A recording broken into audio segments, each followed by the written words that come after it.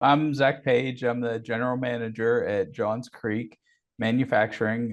We're an Alcon facility that produces a little over 1 billion contact lenses a year. I deal with a lot of different consulting companies. I'm always extremely skeptical.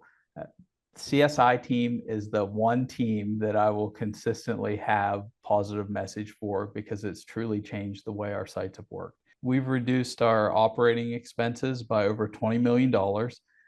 We've improved our OEE and we've increased our output. We've also put our frontline leaders and our leadership the whole way up to SLT through the coaching program. One, it's created a more cohesive team because they're working together in those workshops, but it also has helped give them the tools on how to handle difficult conversations, how to turn performance reviews from subjective and perceptions to actual hard objectives, and here's the accountability, and here's how you're being measured. And having that coaching go along with all of it has really helped us transform our business. If you go out and ask somebody on our production floor if they're winning or losing for the day, they're going to be able to tell you. If you ask our SLT, are we winning or losing, they're going to be able to tell you. If you ask my boss, are we winning or losing, it's very clear. We have the focus and we know which things are driving those. It's just that focus. It's really getting the team together, looking at the right things, taking action,